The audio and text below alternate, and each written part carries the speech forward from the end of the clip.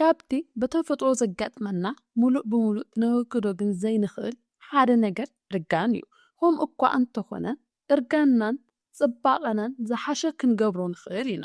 ጥዕናና ሓሊውና ሰውነትና ከምቲ ኣብ ብዘንእስነትና ዝነበሮ ጽባቐን ዝተስተኻኸለ ኮይኑ ክቕጽል ዝከኣል እዩ።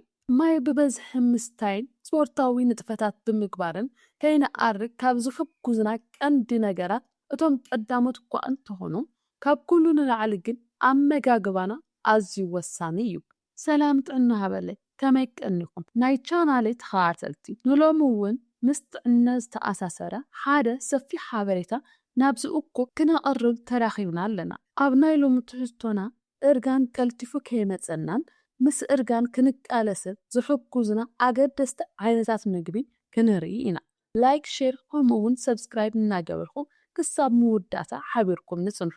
ሓደ ናይ ማይ ክረስት ወይ ድማ ዋተር ክረስት ካብቶም ኣሕምልቲ ዝበሃሉ ዓይነታት ምግቢ ዝምደብ ኮይኑ ካልሲየም፣ ፖታሽየም፣ ፎስፎረስ፣ ማንጋኒዝ ከምኡውን ቫይታሚናት ዝሓዘ ንጥዕናና ኣዝዩ ኣገዳሲ ዝኾነ ዓይነት ምግቢ እዩ። ልዑል መጠን ማይ ዝሓዘ ብምዃኑ ንቆርበትና ኣዝዩ ኣገደስቲ ካብ ዝበሃሉ ምግብታት ሓደ እዩ። ብፍላይ ድማ ቆርበትና ከይጉዳእን ከይሸባሸብን ንምግባር ዓብዪ ዓቕሚ ኣለዎ። ክልተ ናይ ኣውሊዕ ዘይቲ ወይ ድማ ኦሊቭ ኦይል። ናይ ኣውሊዕ ዘይቲ ካብ ኩሎም ዓይነታት ዘይቲ ንጥዕናና ዝበለጸ እዩ። ዕድመና እናደፍአ ክኸይድ ከሎ ንዝተፈላለዩ ሕማማትን ክከላኸል ዝሕግዝና ኮይኑ ቆርበትናን ዝተፈላለዩ ናይ ሰውነትና ኣካላትናን ቀልጢፎም ከይኣርጉ ይገብር። 3 ቀይሕ ካርያ። ቀይሕ ካርያ በቀጻሊ ምጥቃም ብሰንኪ ፀሓይ ኣብ ሰውነትና ዝወርድ ጉድኣት ንምክልኻል ዘለና ዓቕሚ ከፍ የብሎ። እዚ ድማ ቀልጢፍና ከይነኣርግ ይሕግዘና። ቀይሕ ካርያ ምስ ዝተፈላለዩ ምግብታት ቁሩብ ብምብሳል ክንጥቀመሉ ንኽእል ኢና። ከም ኣድላይነቱ ድማ ከይበሰለ እውን ክንጥቀመሉ ንኽእል ኢና። 4 ቀጠልያ ሻይ ወይ ድማ ግሪን ቲ። ኣብ ዓለምና ካብ ዘለዉ ኣዝዮም ኣገደስቲ መስተታት ሓደ ቀጠልያ ሻይ እዩ። ቀጠልያ ሻይ ከም ሕማም ሽኮርን ሕማም ልብን ንዘለዉ ፀገማት ንምክልኻል ይሕግዝ። ኣብ ሰውነትና ዘለዉ ኣላሽቲ ወይ ድማ ቶክሲንስ ብምውጋድ እውን ቀጠልያ ሻይ ዓብዪ ተራ ኣለዎ። ስለዚ ቀጠልያ ሻይ መዓልታዊ እንተሰቲና ኣብ ዕድመና ከይነኣርግ ይሕግዘና። 5 ፓፓየ። ኣብ ዓለምና ካብ ዘለዉ ብቫይታሚናትን ንጥረ ነገራትን ዝሃብተሙ ፍረታት ሓደ ፓፓየ እዩ። ፓፓየ ቫይታሚን ኤ፣ ቫይታሚን ሲ፣ ከይ ከምኡ እውን ኢ ዝሓዘ ኮይኑ ካልሲየም፣ ፖታሽየም፣ ማግኒዥየም እውን ይርከብዎ። እዚኦም ድማ ገጽና ከይሸባሸብን ቶሎ ከይኣርግን ይሕግዙና። ሰውነትና ብዝተፈላለዩ ምኽንያታት ክቁጣዕ ኢንፍላሜሽን ክህልን እርጋን የቃላጥፎ እዩ። ፓፓየ ግን ነዚ ብምክልኻል ዓብዪ ተራ ይጻወት። 6 ዓሳ። ኣብ ዓሳ ብዙሓት ንጥረ ነገራት ኣለዉ። ብፍላይ ድማ ኦሜጋ 3 ዝበሃል ንጥረ ነገር ሰውነትና ብዘይ ዕድሚኡ ከይኣርግ ይሕግዙ። ብተወሳኺ ንሕማም ልቢ ይከላኸል። ካብ ዓይነታት ዓሳ ድማ ሳልመን ዝበሃል ዓሳ ብተደጋጋሚ እንተበሊዕና ንጥዕናና ጥራይ ዘይኮነስ ንእርጋን እውን ይከላኸለልና እዩ። 7 ብሉቤሪ። ቫይታሚን ሲ እና ቫይታሚን ኤ ካብ እነግንየሉ ወሰንቲ ምግብታት ውሽጢ እቲ ሓደ ብሉቤሪ እዩ።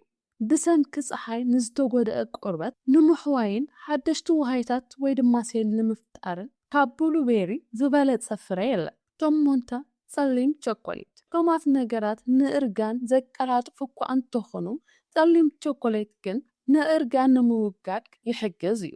እንተኾነ ግን ክንጥቀመሉ ከለና መጠን ሽኮሩ ክንርኢ ይግባእ። 9 ኮሚደረ። ኣብ መላእ ዓለም ብበዝሒ ሰባት ዝጥቀምሉ ኣሕምልቲ እዩ።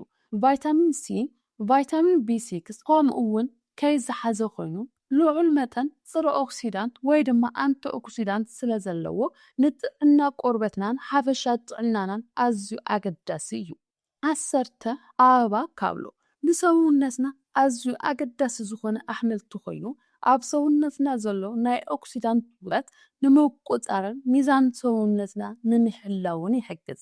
11 ብሮኮሊ። ውሕድ ካሎሪ ግን ድማ ልዑል ጥዕናዊ ረብሓ ዘለዎ እዩ። ቫይታሚን ሲ፣ ቫይታሚን ከይ ከምኡ እውን ፎሌት ዝሓዘ ኮይኑ ዋህዮታትና ወይ ድማ ሴልስ ከይጉድኡ ይከላኸል። 12 سላጣ ወይ ድማ ስፒናች 95 ሚእታዊ ማይ ዝሓዘ ስለ ዝኾነ ኣብ ሰውነትና ዘሎ ናይ ፈሳሲ ሕፅረት ንምምላእ ይሕግዝ። ንጥዕና ኣጽምትን ዓይን እውን ኣዝዩ ጠቃሚ እዩ። ቃርያ እውን ብተመሳሳሊ ነዊሕ ዕድመ ክንነብር ፀቢቕናን ክንጸንሕን ሕግዘና እዩ። ክቡራት ተዓዘብቲ ነዞም ሎሚ ዝረኣናዮም 12 ተኣምራውያን ምግብታት ኣብ መዓልታዊ ኣመጋግባና ብምእታው እርጋና ክነዳናጉን ጽቡቕ ቆርበት ክህልወናን ጥራሕ ዘይኮነስ ሓፈሻዊ ጥዕናና ክንመሓይሽ ንኽእል ኢና። ሓደ ነገር ክትሕዝዎ ዝደሊ ጥዕና ካብ ውሽጢ እዩ ዝጅምር። እቲ ኣብ ውሽጢ ሰውነትና እነእትዎ ምግቢ ኣብ ገጽናን ኣብ ጽባቐናን ዝንጸባረቕ ምስሊ እዩ። ኩሉ እዚ ዝረኣናዮ ምግብታት ብሓንሳብ ትጅምርዎ ኣይትገደዱ። በብሓደ ኣብ ምግብኹም እናወሰኽኩም ክትኸዱ ትኽእሉ ኢኹም። ሓደ ብሉስ ኢንቨስትመንት ክትገብሩ እንተደሊኹም እቲ ዝበለጸ ኣብ ጥዕናኹም እትገብርዎ እዩ። ሕጂ ሓደ ሕቶ ክሓተኩም፣ ካብዞም ሎሚ ዝረኣናዮም 12 ምግብታት ኣየና እዩ ኣብ ክሽናኹም ዘሎ? ወይስ ኣየናይ ክትጅምሩ ወሲኹም ኣለኹም? ኣብ ኮሜንት ጸሓፉሉ፣ ኩሉ ከንብቦ እየ። እዚ ቪድዮ ጠቃሚ ኮይኑ እንተረኺብኩምዎ ላይክ ብምግባር ደግፉኒ። ነቶም እትፈትውዎም ኣዕሩኽትኩም ስድራ ቤትኩም ድማ ሼር ግበሩሎ። ከምዚኦም ዝበሉ ንጥዕናኹም ዝቕይሩ ትሕዝቶታት ንኽበጽሐኩም ድማ ሰብስክራይብ ምግባር ኣይትረስዑ። ጥዕናኹም ሃብትኹም እዩ። ክሳብ ብኻልእ ቪድዮ ዳግማይ እንራኸብ። ሰላምን ጥዕናን ንኹልኹም እምነ